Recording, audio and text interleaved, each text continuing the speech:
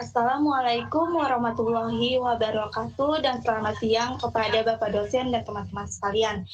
Sebelumnya di sini saya akan memperkenalkan anggota kelompok 9 yang terdiri dari saya sendiri, Iga Yusna Harahap sebagai moderator dan pemateri, dan kedua rekan saya Ika Amelia sebagai pemateri, serta Marisa Sirait sebagai pemateri. Baiklah, di sini kami akan mempresentasikan materi kami yang berjudul pengembangan bahan ajar. Adapun pokok pembahasan yang akan kami presentasikan pada hari ini yaitu yang pertama, merancang bahan ajar, kedua, peran guru dalam pengembangan dan penyajian, ketiga, merancang bahan dan strategi, dan yang terakhir, proses pengembangan bahan ajar. Baiklah, pembahasan yang pertama yaitu merancang bahan ajar akan dijelaskan oleh rekan saya Ika Amelia. Kepada rekan saya Ika Amelia, saya persilakan. Terima kasih kepada moderator untuk pembahasan pertama yaitu mengenai merancang bahan ajar. Keseluruhan tugas yang dilakukan oleh guru khususnya yang berkenaan dengan bagaimana merancang pembelajaran perlu mengemukakan dua mekanisme yakni yang berkaitan dengan bagaimana pembelajaran dirancang dan disajikan. Ada dua mekanisme yaitu yang pertama ada guru sebagai perancang dan yang kedua tim merancang sebagai perancang. Yang pertama itu ada guru sebagai perancang. Jadi apabila seorang guru bekerja sendiri baik sebagai perancang ataupun penyaji pembelajaran, maka biasanya guru tersebut akan menyeleksi atau memilih, bukannya mengembangkan bahan-bahan ajar atau material pembelajaran untuk digunakan oleh siswa. Hal itu dikarenakan guru tidak memiliki waktu maupun latihan yang diperlukan untuk merancang bahan-bahan belajar. Dalam hal tersebut, guru dapat membuat perencanaan untuk menyediakan pembelajaran dengan mempertimbangkan bagaimana bahan-bahan disusun, diurutkan, dan digunakan oleh siswa.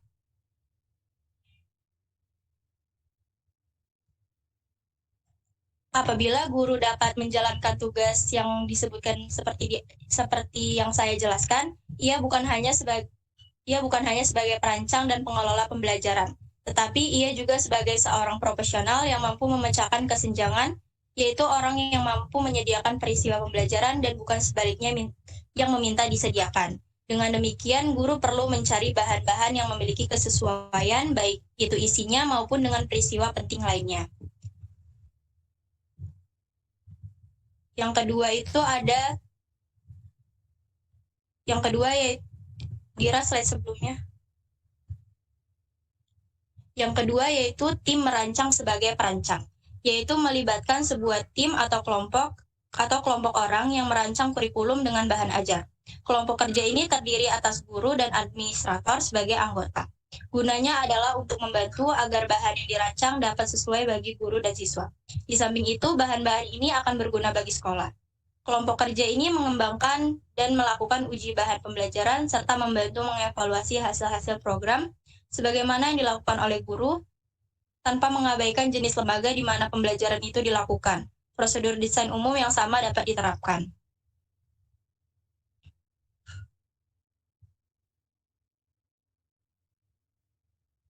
Tentu saja ada perbedaan antara lembaga atau sekolah dalam hal jenis tujuan umum dan khusus serta usia siswa. Akan tetapi, prinsip-prinsip dasar dalam belajar mengajar maupun proses merancang untuk meningkatkan pembelajaran secara umum dapat diaplikasikan. Selain daripada perbedaan-perbedaan manajemen, pembelajaran adalah pembelajaran. Walaupun mungkin saja disebut sebagai pendidikan di sekolah dan pelatihan di bidang industri atau bisnis dan militer. Hal yang paling penting adalah bahwa tujuan khusus pembelajaran bagi semua lembaga termasuk sekolah dapat diklasifikasikan ke dalam suatu taksonomi atau klasifikasi ranah hasil belajar. Sekian penjelasan dari saya kembalikan kepada moderator. Baiklah, terima kasih kepada rekan saya Ika Amelia. Pembahasan yang kedua yaitu peran guru dalam pengembangan dan penyajian akan dijelaskan oleh saya sendiri.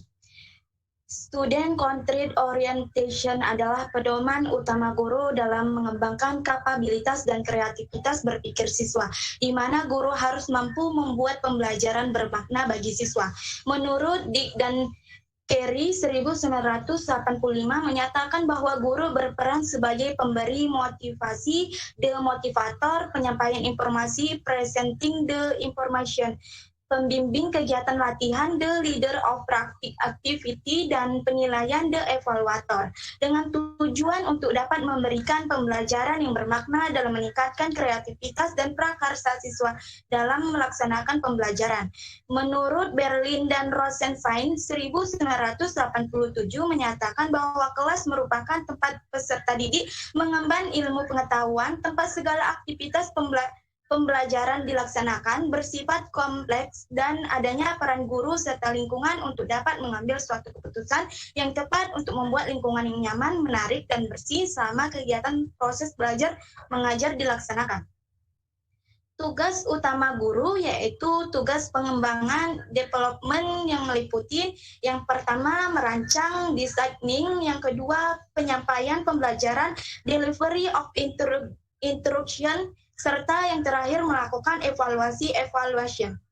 Jika seorang guru mampu mendesain pembelajaran secara mandiri, maka seorang guru harus membuat metode, strategi, pendekatan, model pembelajaran yang sesuai dan dapat mengaktifkan atau melibatkan siswa secara langsung selama proses pembelajaran, baik belajar secara mandiri maupun berkelompok, serta adanya pengalaman belajar siswa yang dapat merubah tingkah laku peserta didik, baik dari segi kognitif, pengetahuan, efektif sikap, dan psikomotorik, keterampilan, serta mental dan emosional. Yang C, perancangan bahan dan strategi. Tugas guru selanjutnya adalah mengembangkan bahan pembelajaran instruksional material yang dipilih dan disesuaikan dengan strategi pembelajaran yang akan dipakai. Hal tersebut sering dilakukan guru, yaitu menyajikan bahan ajar hanya memanfaatkan bahan ajar berupa buku teks yang telah diberi pihak sekolah tanpa adanya pengembangan isi apapun. Hal ini akan menyebabkan pembelajaran tidak menyenangkan dan membuat siswa mudah bosan, serta tidak adanya kreativitas siswa menonjol saat pembelajaran berlangsung, dan guru cenderung akan menggunakan strategi pembelajaran ceramah. Maka dari itu, guru harus mampu menggunakan berbagai, yang pertama, pemanfaatan berbagai sumber belajar. Artinya guru harus meningkatkan dan mampu memahami tugas apa yang akan dilaksanakan untuk mengaktifkan kegiatan pembelajaran siswa di kelas, yaitu dengan cara memberikan petunjuk atau bimbingan kepada siswa untuk penggunaan bahan yang telah ada. Guru juga mampu berkreasi untuk mengembangkan bahan ajar secara mandiri dan menyampaikan kepada siswa dengan runtut atau jelas. Selain itu, guru juga dapat menggunakan strategi pembelajaran sebagai suatu petunjuk guide, membuat garis-garis besar kegiatan pembelajaran yang akan dilaksanakan. Dengan kedua cara tersebut juga memiliki keuntungan dan kekurangan masing-masing. Adapun keuntungan pertama yang diperoleh guru adalah guru dapat memperbarui dan memperbaiki isi materi apabila diubah sesuai dengan kreativitas yang dimiliki guru, yang dapat mempermudah guru dalam memahami bahan ajar yang ada. Adapun kelemahannya adalah guru memerlukan banyak waktu dalam menyampaikan materi pembelajaran yang akan disampaikan kepada siswa, dan sedikitnya waktu guru dalam memberikan bimbingan solusi, pemecahan masalah, atau kendala yang dihadapi siswa selama kegiatan pembelajaran berlangsung. Adapun langkah selanjutnya yang dapat dilakukan guru yaitu penyajian berencana dalam pembelajaran, merupakan suatu hal yang penting dalam kegiatan pengembangan bahan pembelajaran yang didasarkan pada strategi pembelajaran yang akan dirancang. Slide selanjutnya.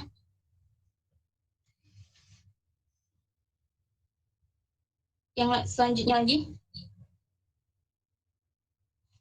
Yang kedua, adanya pemilihan bahan pelajaran. Artinya, guru harus mengidentifikasi apakah bahan ajar yang digunakan telah sesuai dengan tujuan pembelajaran yang hendak dicapai atau tidak.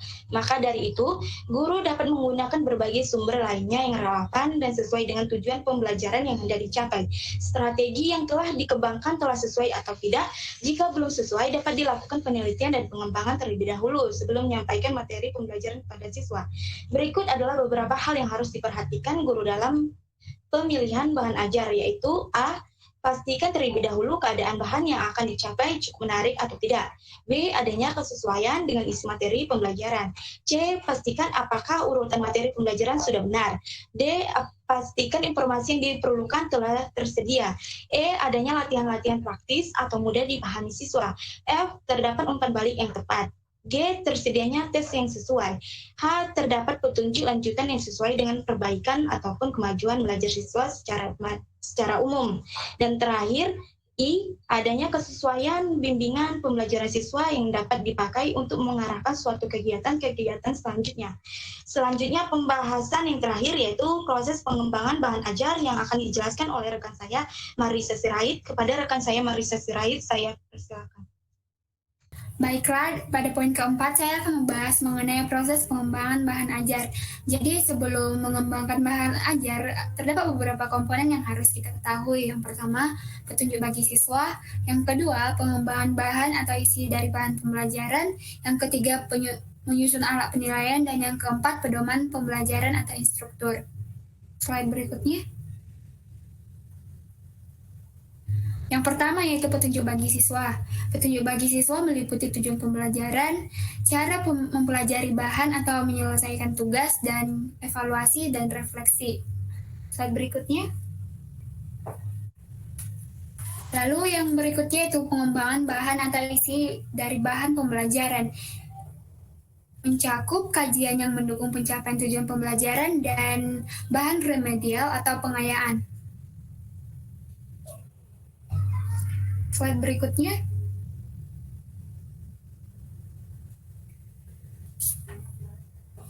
Kemudian menyusun alat penilaian atau penilaian. Semua bahan perlu disertai dengan penilaian atau tes.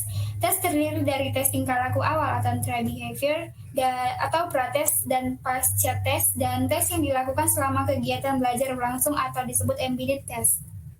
Slide berikutnya.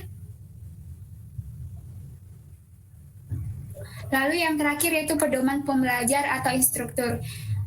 Mencakup tujuan yang ingin dicapai, kegiatan belajar, bahan ajar, sumber belajar, media pembelajaran, dan desain bahan tes.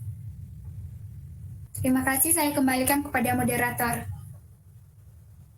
Baiklah, terima kasih kepada rekan saya Marisa Sirait. Berakhirlah presentasi dari kelompok kami, berakhir pula penjelasan dari kami kepada teman-teman sekalian. Apabila ada yang ingin bertanya, kami persilahkan. Baiklah, jikalau tidak ada, berikan kami waktu untuk menjawab pertanyaan dari teman kita Nadia. Untuk mendiskusikannya, kami memerlukan waktu. Terima kasih.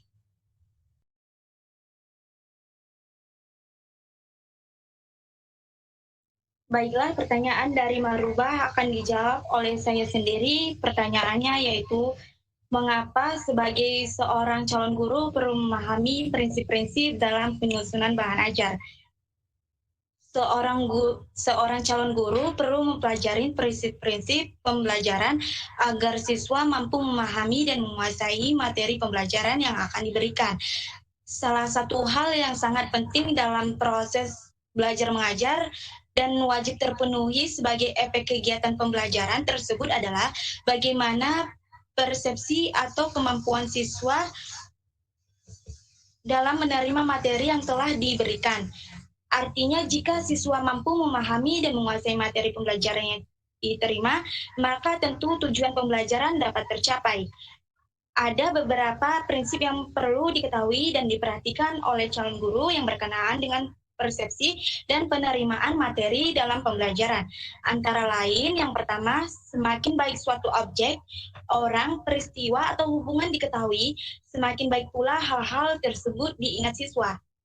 Yang kedua, hindari salah pengertian, merupakan hal yang harus dapat dilakukan oleh seorang guru untuk memastikan siswa tidak mempelajari sesuatu yang keliru atau tidak relevan. Yang ketiga, jika dalam mengerjakan sesuatu, guru perlu mengganti benda asli dengan menggambar atau potret benda tersebut. Maka guru harus mengetahui bagaimana gambar atau potret tersebut harus dibuat untuk menghindari persepsi yang keliru. Dari sini kita dapat menyimpulkan bahwa guru menyadari pentingnya prinsip-prinsip persepsi dalam belajar tersebut, akan mengusahakan agar siswa dapat memahami dan mendapat persepsi yang benar terhadap beberapa pelajaran sehingga menguasai materi pelajaran yang telah diberikan. Baiklah, kepada Marubah, apakah dapat menerima jawaban dari kelompok kami? Baik, saya menerima jawaban dari kelompok. Terima kasih. Pertanyaan dari teman kami Nadia akan dijawab oleh rekan saya Ika Amelia. Kepada rekan saya Ika Amelia, saya persilakan. Terima kasih kepada moderator. Saya akan menjawab pertanyaan dari Nadia, yaitu pertanyaannya, kendala apa saja yang banyak terjadi dalam pengembangan bahan ajar? Jadi salah satu kendala yang banyak terjadi atau yang berkaitan dalam pengembangan bahan ajar itu yaitu mengenai penggunaan alat peraga. Jadi kadang ada tidak kesesuaian skala alat peraga dengan kebutuhan pembelajaran. Kemudian alat peraga menampilkan informasi yang tidak tepat, baik berupa bentuk atau letaknya. Kemudian alat peraga kadang juga tidak terbuat dari material yang berkualitas sehingga mudah rusak. Selain itu, kendala atau masalah yang terjadi itu biasanya yang dihadapi oleh guru salah satunya mengenai bahan pembelajaran yang terlalu luas ataupun bahan pembelajarannya yang terlalu sedikit. Kemudian kendala selanjutnya yang biasa terjadi karena urutan penyajian materi pembelajaran yang tidak tepat dan jenis materi yang tidak sesuai dengan kompetensi yang akan dicapai oleh siswa. Sekian jawaban dari saya kembalikan kepada moderator. Baiklah, kepada teman kami Nadia, apakah dapat menerima jawaban dari kelompok kami? Terima kasih kepada Ika Amelia, saya menerima jawabannya. Apakah dari teman-teman sekalian ada yang ingin bertanya kembali? Jikalau tidak ada, kami akan menutup presentasi kami. Sekianlah presentasi dari kelompok kami. Apabila ada kata-kata ataupun penjelasan yang salah, mohon dimaafkan. Wassalamualaikum warahmatullahi wabarakatuh dan selamat sore untuk kita semua.